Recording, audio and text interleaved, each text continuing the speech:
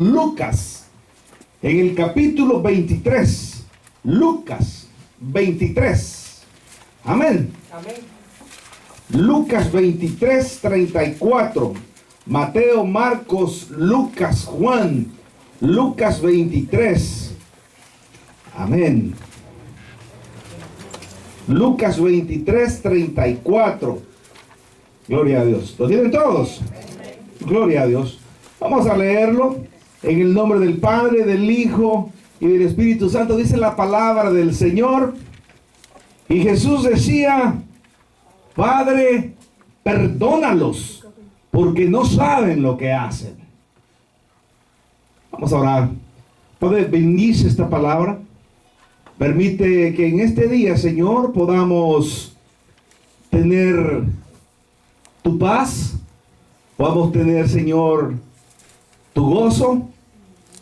Y que podamos atesorar cada día, Señor, la palabra que tú nos das. En el nombre de Jesús, amén y amén. Pueden sentarse.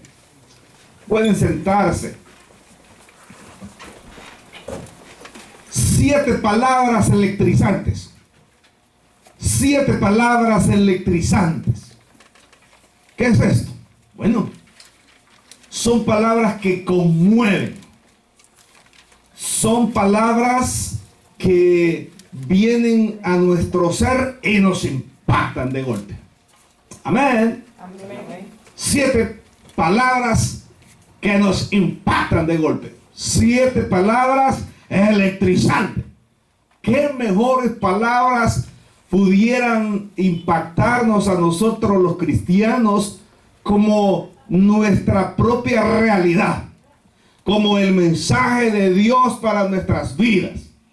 ¿Qué mayor impacto podría producirse en nuestras vidas a no ser la palabra que viene dirigida de parte de Dios hacia nosotros directamente? Esa es la importancia de esta palabra, que esta palabra viene e impacta a nuestro ser.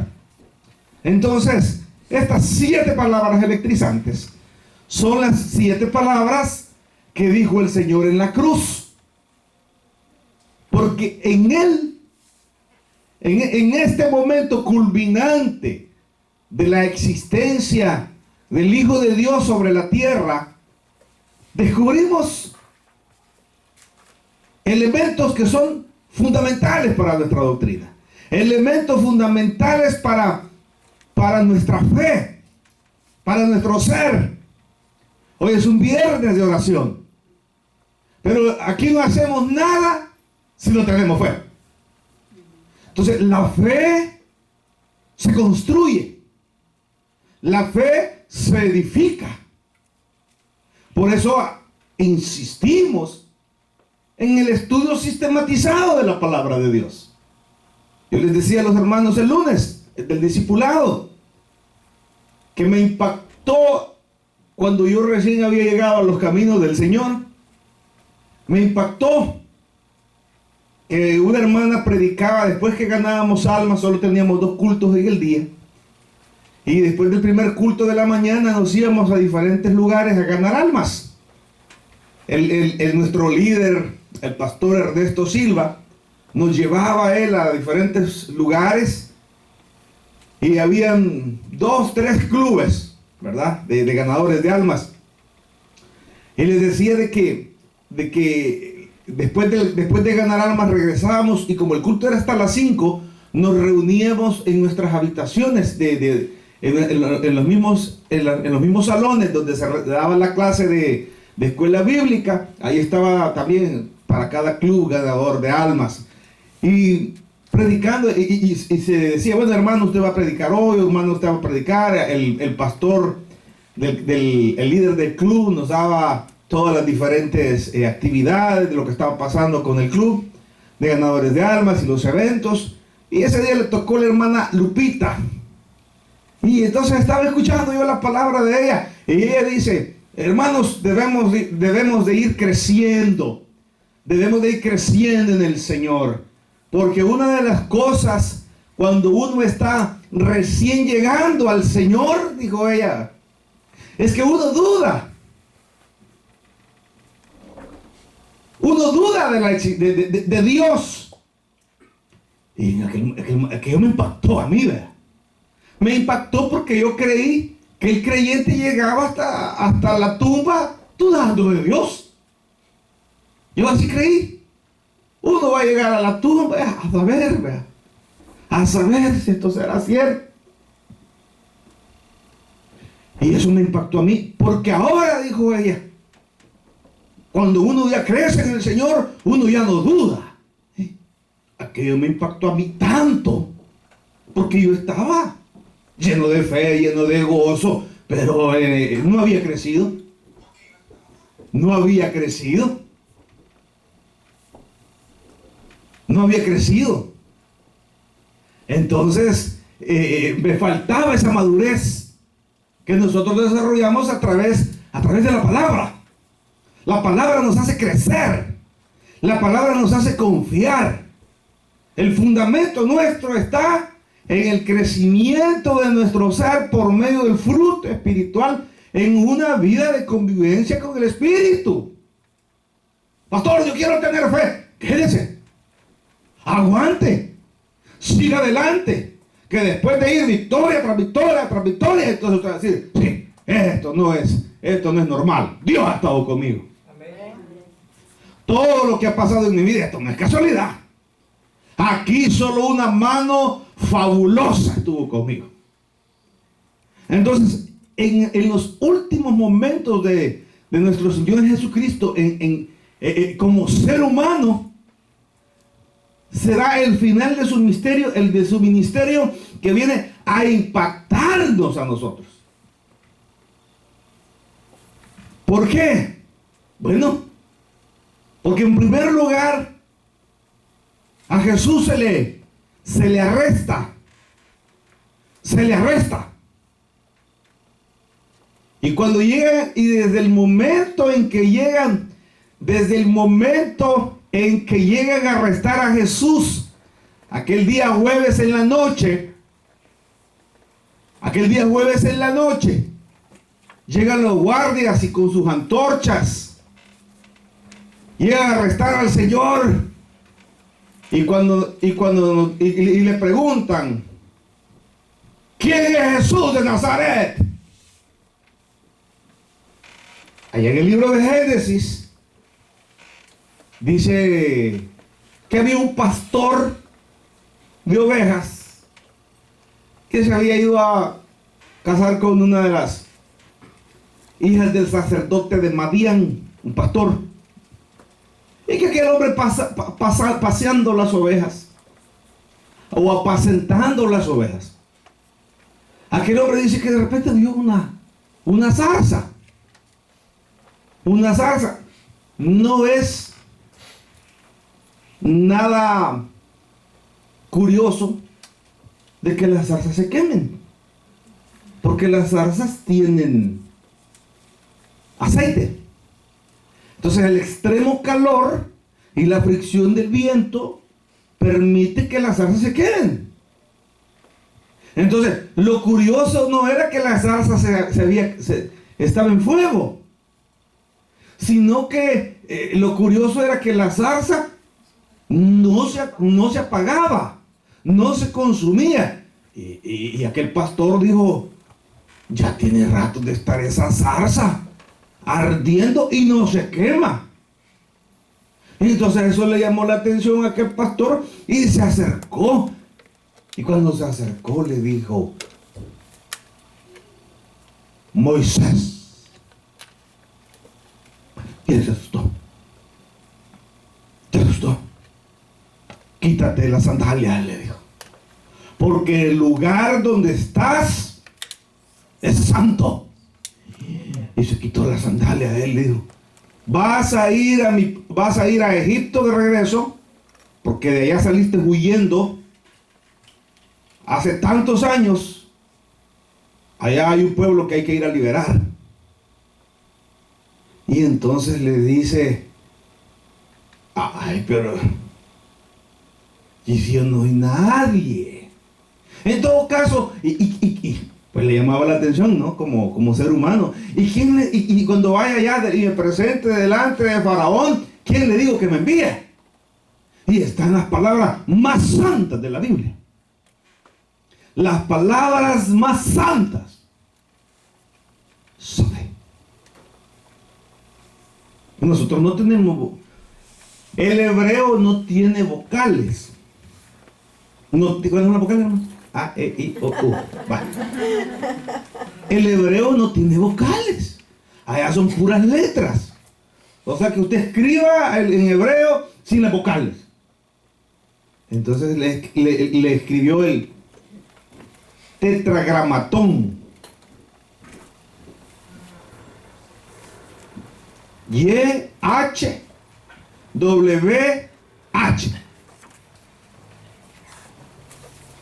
Y dijo,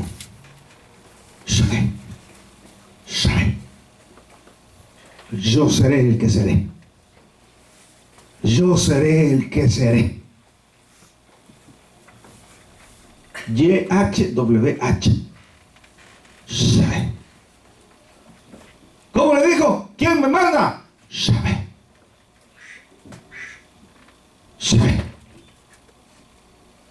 Entonces cuando llega a arrestar a Jesús, le dicen, ¿eres tú el Jesús de Nazaret? Y Jesús le dice, Yahvé, yo soy. Y cuando él dice estas palabras, las mismas palabras con las que la revelación de Dios había venido a Moisés, todos los guardias que venían, dice que al Jesús pronunciar las palabras, Yahvé, todos cayeron al suelo, desperdigados. Fue una potencia en la palabra, que todos cayeron. Y lo arrestaron. Y se lo llevaron delante de Poncio Pilatos. Y le dijo, ¿sabes que yo tengo el poder de soltarte? Yo tengo el poder. ¿Eres tú rey? Le dijo Poncio Pilatos. Y Jesús le dijo, ¿me preguntas por qué tú lo crees o porque alguien te lo dijo? El rey soy yo, le dijo él. Le dijo Poncio Pilato. Pero qué linda es la palabra de Jesús. Su mansedumbre, su humildad, su papel. ¿Eres tu rey? Le dijo. ¿Me preguntas porque lo crees o porque alguien más te lo dijo? Yo tengo el poder para soltarte. Y lo llevaron y él lo mandó. Y le dijo a la mujer, no vayas a entregar a ese hombre que es un justo. Entonces lo mandó al sumo sacerdote judío. Y dijo Poncio Pilatos, no encuentro yo una razón en este hombre para crucificarlo. Y la gente gritaba, crucifíquenlo, crucifíquenlo. No encuentro una razón, así que júzguenlo ustedes.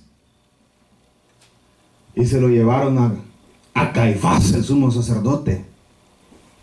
Le habían querido encontrar una falla y no habían podido. Pero se aproximaban las fiestas. Le habían querido encontrar una falla y no habían podido encontrar la falla.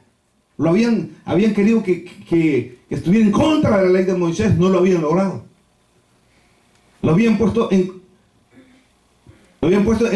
querido poner en contra de toda la ley. Jesús jamás pisoteó la ley. Le llevaron a una mujer adúltera y como sabían que él era amoroso, amaba a las multitudes, dice la Escritura. Y le llevaron a la mujer sorprendida en el acto del adulterio y le dijeron, dice la ley que esta mujer debe de ser apedreada. Pero querían que Jesús dijera, no. Entonces estaba en contra de la ley. Sí, dijo Jesús, debe de morir apedreada. Y los fariseos se quedaron asustados. El que se sienta limpio de su corazón tenga el valor de poder tirarle la primera pedrada a esta mujer, dijo. Y se sentó en el suelo y empezó a escribir. En mis blasfemas personales creo yo que era el nombre de las mujeres de las amantes de los fariseos. Y dice que de la gran multitud que iba a acusar a la mujer, todos se fueron.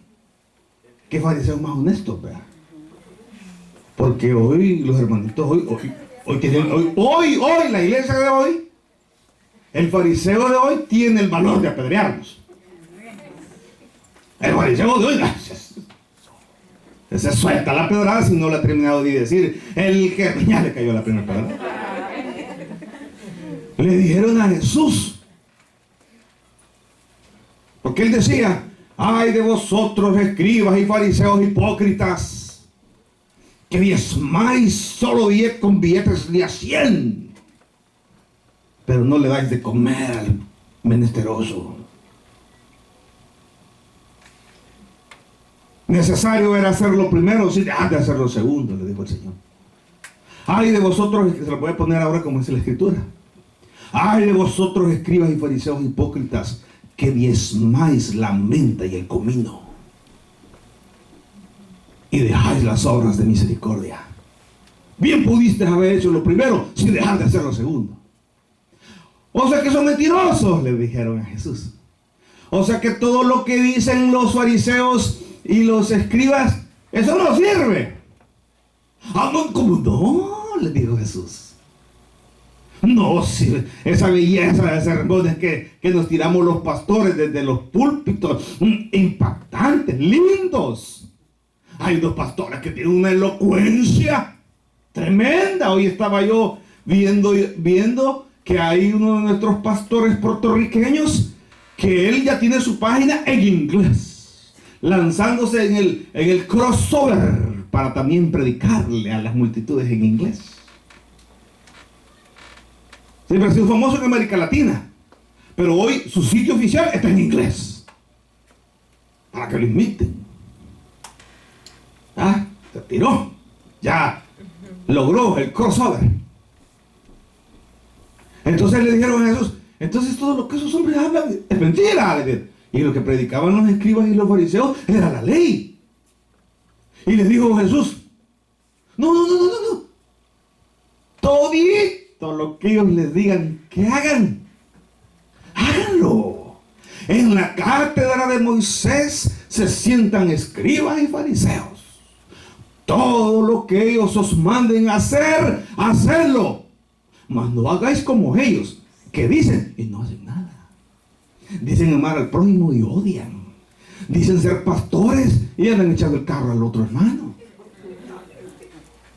Dicen ser pastores y le imponen mano a la esposa en casa, pero no para orar. A ver. Entonces, este momento espectacular cuando ya Jesús, cuando el Señor, el Hijo de Dios, está ya aproximándose a sus últimos días sobre la tierra, lo capturan, lo llevan a la cruz, lo martirizan, le ponen una corona de espinas, se burlan de él, escupen. Y como despreciado de los hombres lo tuvimos. Y como despreciado de la humanidad lo tuvimos. Y lo llevan a la cruz. Y cuando él está en la cruz,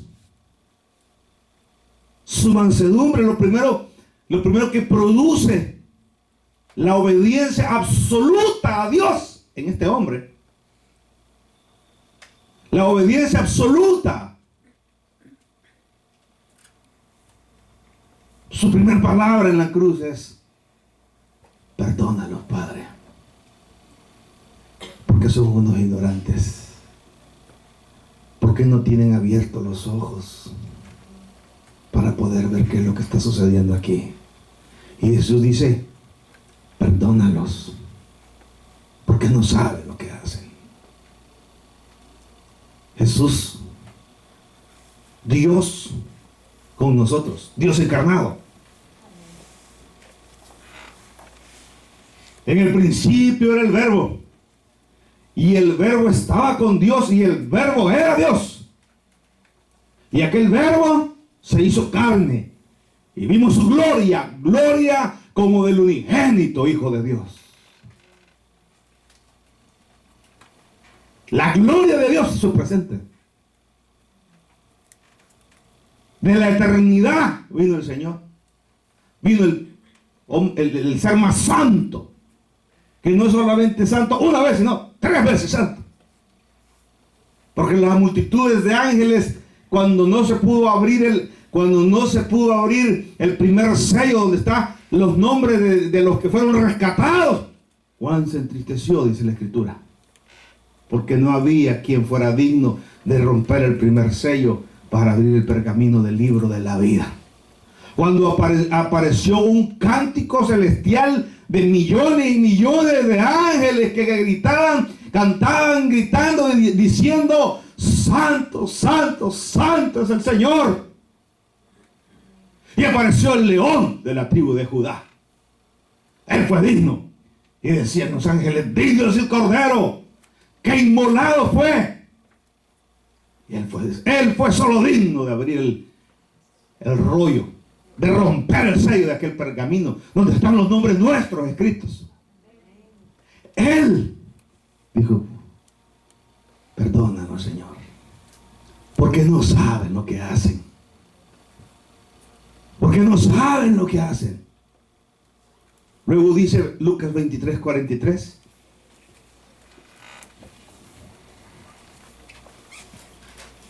La segunda palabra electrizante. Entonces Jesús le dijo: de cierto te digo que hoy estarás conmigo en el paraíso. Segunda palabra impactante. Dios prometiéndole al que cree en Él estar junto con Él en su gloria. Este versículo es controversial. Es controversial porque lo utilizan las sectas para darle otro significado. Ellos dicen de que ahí no dice así, sino que dice: de cierto te digo hoy que estarás en el paraíso. Argumentando el hebraísmo, que es lo que está en la mente del judío, es gobernar aquí en la tierra para siempre con el Mesías, tener vida eterna. El hebraísmo es la forma de pensar. Pudiéramos utilizar la palabra a la mexicana, como se dice en México, ¿sí? O los salvadoñerismos, ¿verdad? ¿Se entiende? Guácala. ¿Me entiende? ¿Me entiende? Amén. ¿Verdad? O pudiéramos utilizar, ¿verdad?, otras palabras en mexicano. Ahí está, esa está la primera.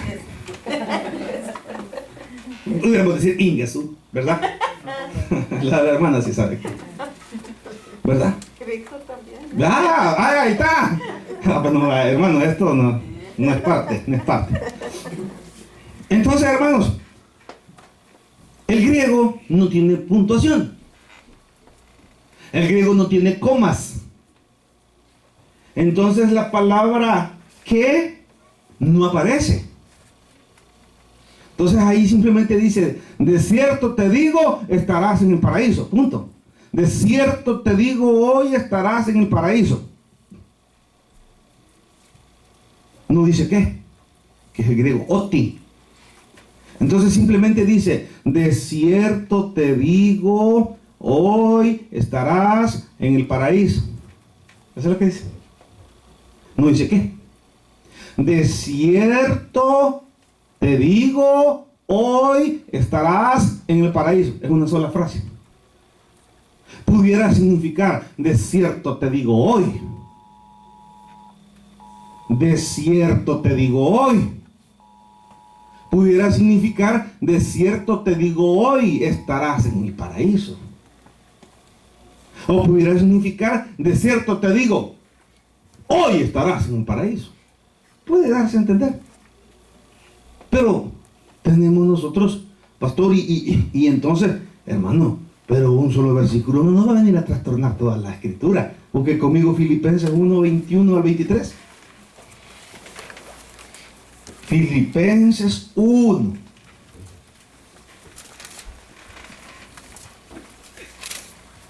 Filipenses 1, 21. Amén. Porque para mí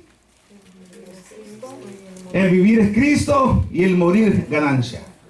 Mas si el vivir en la carne resulta para mí en beneficio de la obra, no sé entonces qué escoger, porque a ambas cosas estoy puesto en estrecho, teniendo deseo de partir y estar con Cristo. ¡Ay! Ahí los agarramos. Porque digamos que el ladrón que estaba en la cruz juntamente con Jesús no entendió. Pero como a nosotros se nos ha sido revelada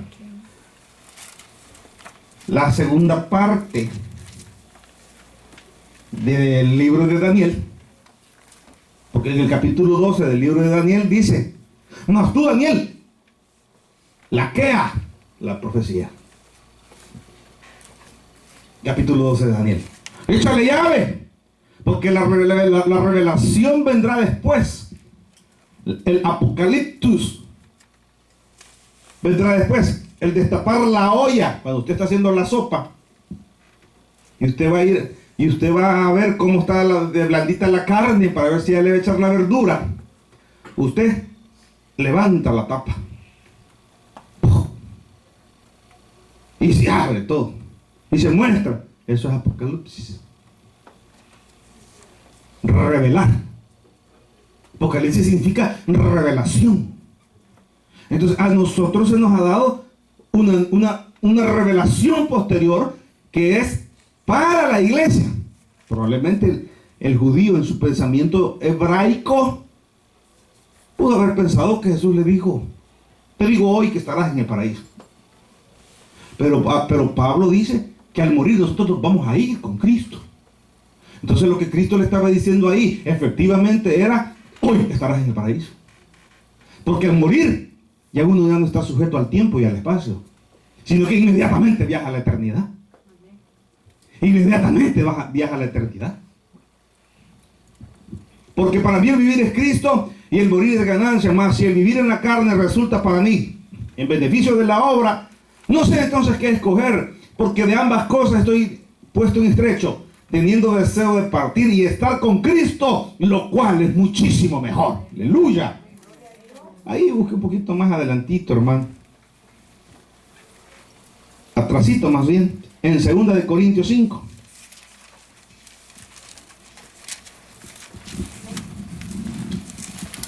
Segunda de Corintios 5, 6, 7 y 8. Miren. Amén.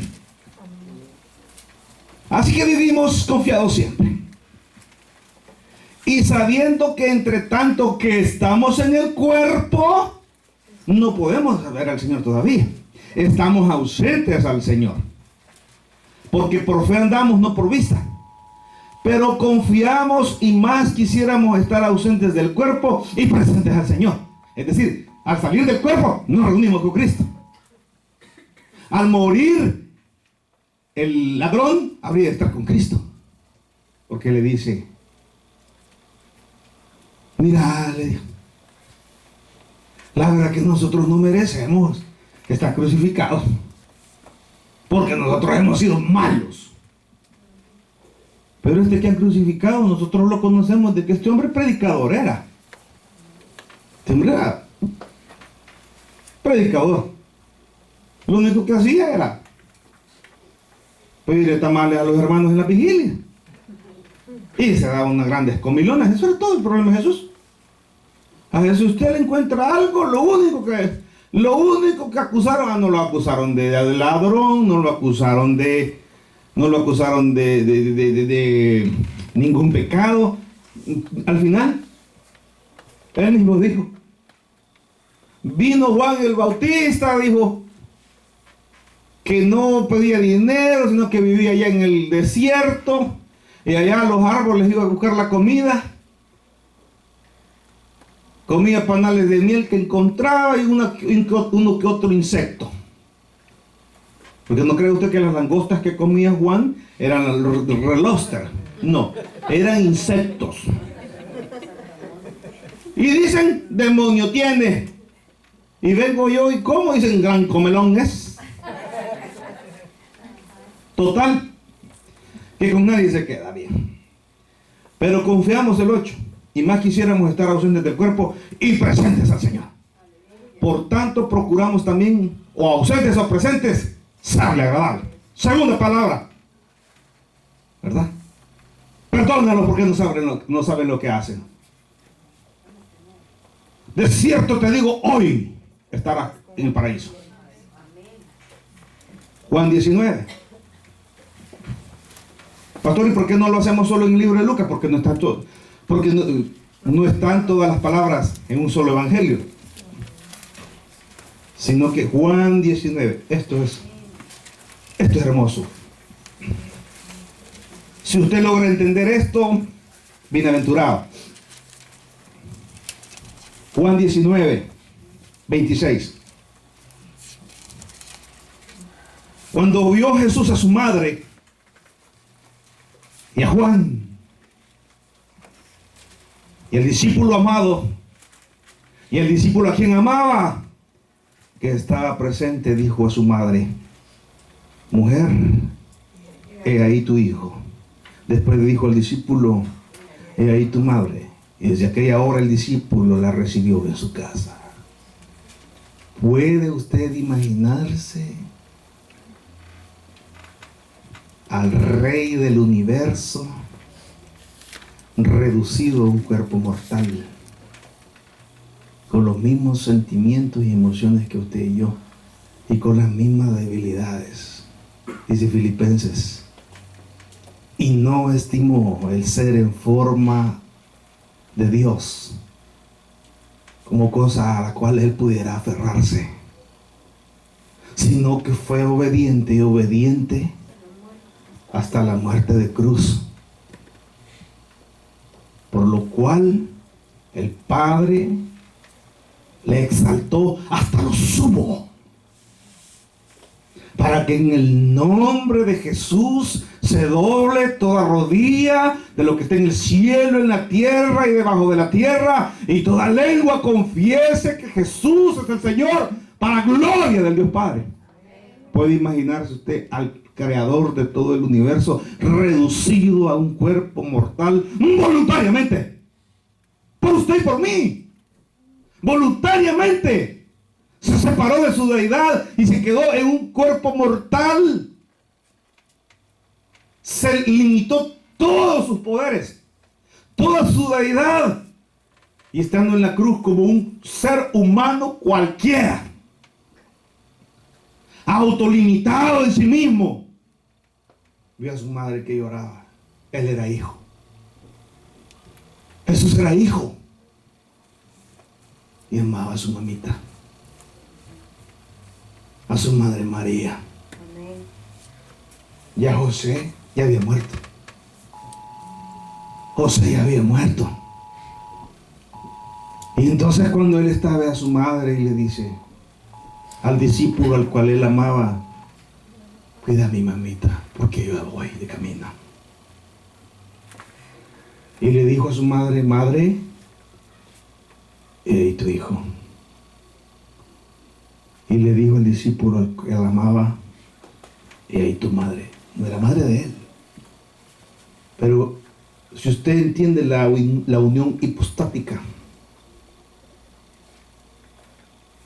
si usted entiende la naturaleza de Jesús despojado de su deidad y de su divinidad, usted entiende el amor de Jesús.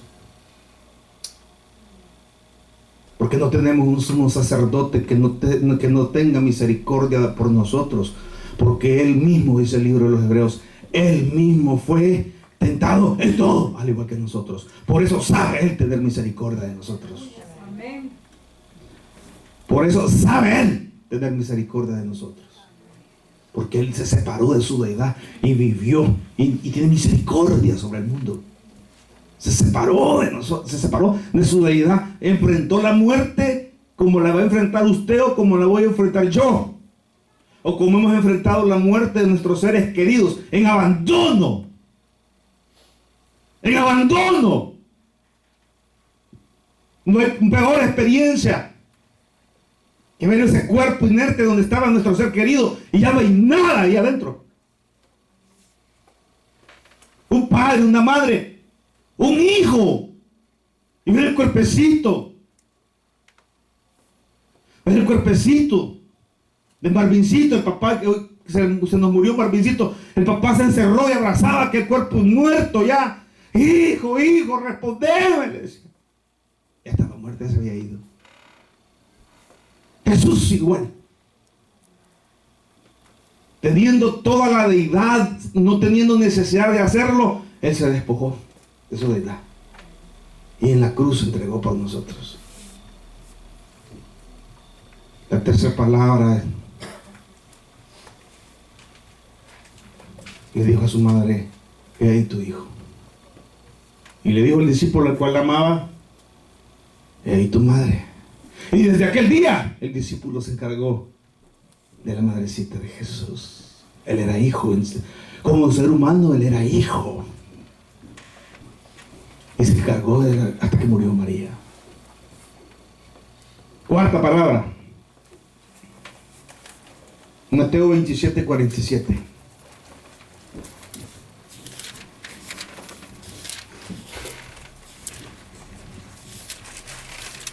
Elí, Elí.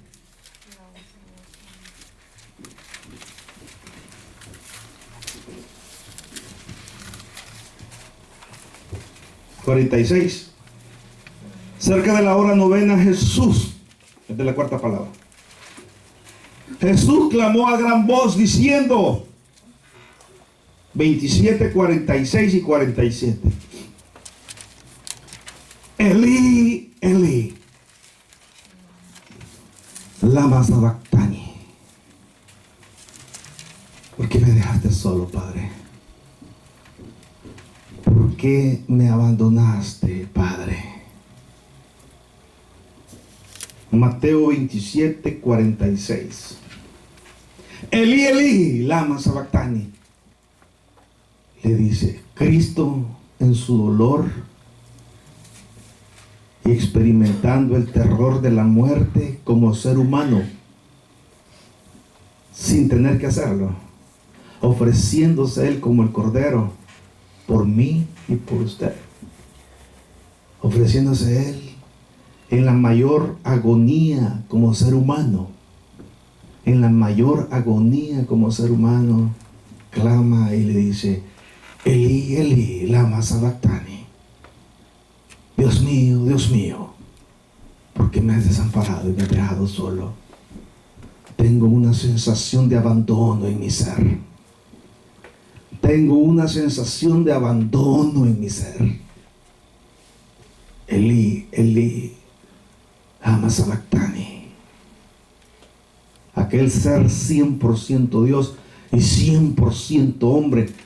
Una unión teoantrópica, 100% Dios, 100% hombre, limitó a 0%,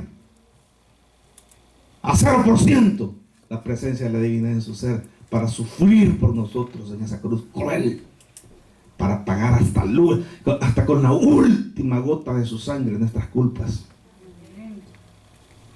Hasta la última gota de su sangre para pagar nuestras culpas. Se abandonó a sí mismo. ¿Por qué me has desamparado, Señor? Él en su agonía, en la agonía del ser humano,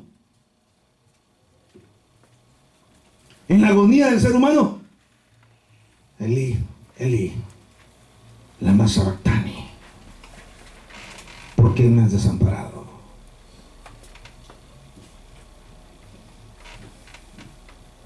Uno de los guardias, cuando lo vio, era costumbre de los soldados romanos emborrachar a los crucificados para que no sufrieran. Y tomando una caña, metió en la punta de la caña una esponja y la llenó y la metió en un balde con vinagre fermentado como anestésico para todas las heridas y para el momento que él estaba pasando. Mas habiéndolo probado, no quiso beberlo, porque él dijo, quinta palabra, tengo sed. Por toda la sangre que había perdido y que brotaba todavía de su ser. Tengo sed por la deshidratación de perder sangre, por la fatiga de cargar la cruz. Tengo sed. Juan 19, 28.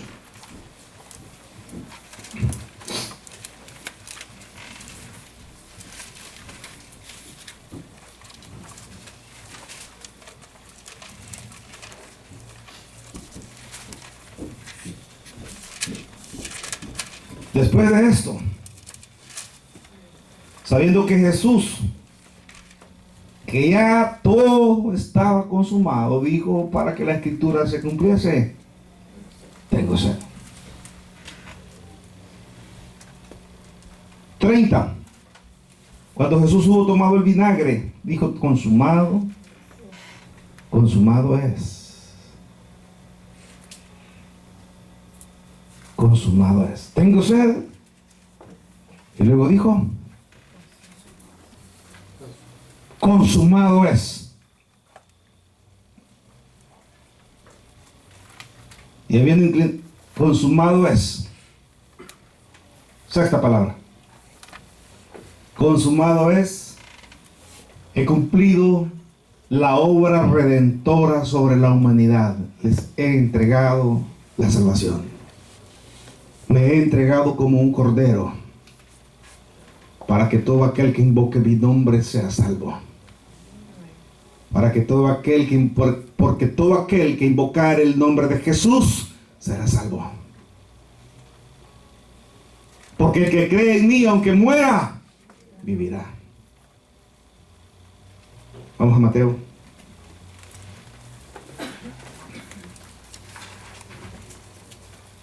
Lucas 23.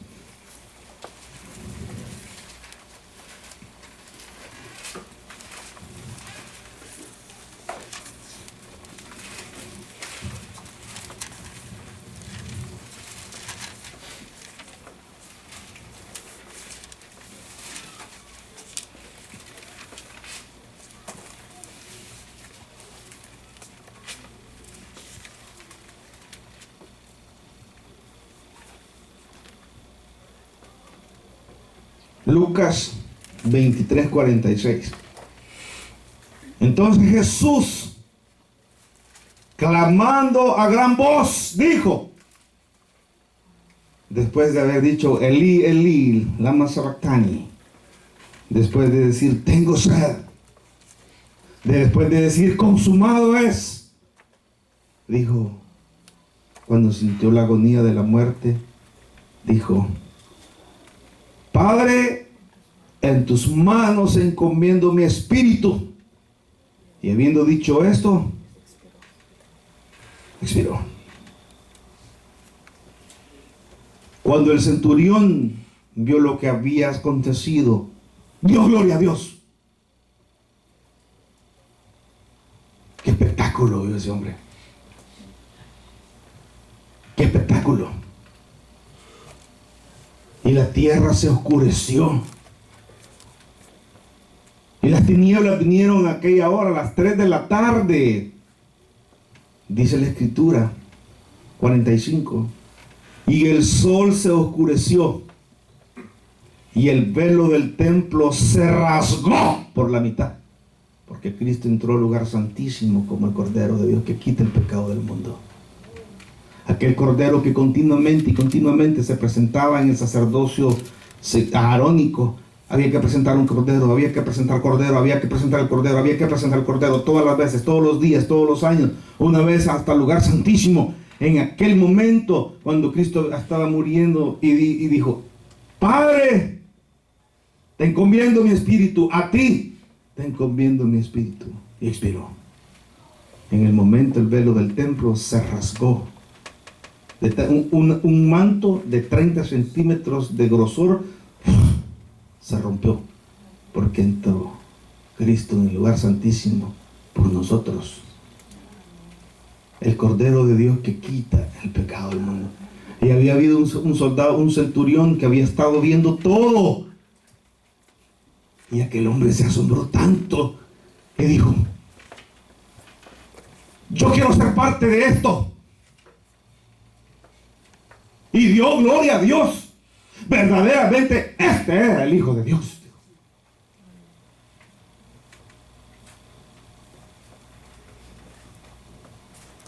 Verdaderamente. Y 48. Y toda la multitud de los que estaban presentes en este espectáculo, aleluya,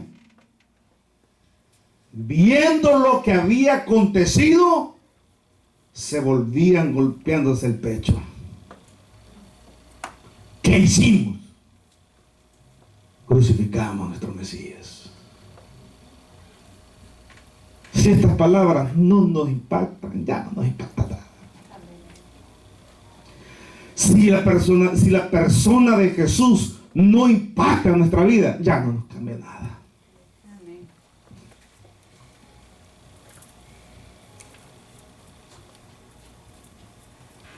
Jesús, Señor de la creación, siendo en forma de Dios, se despojó de sí mismo, tomó la semejanza del hombre, y siendo puro y sin mancha, entre nosotros vivió, y asimismo se humilló, tomando forma de siervo, hasta su vida entregar, en una cruz terminar. Mas Dios a lo sumo lo exaltó, y su nombre engrandeció, para que ante su autoridad toda rodilla se doble y toda lengua confiese que Jesús es el Señor. Si no nos impacta esto, ya no nos impacta nada. Démosle un fuerte aplauso a nuestro Salvador. Padre, te alabamos. La gloria sea para ti, Jesús. La gloria sea para ti.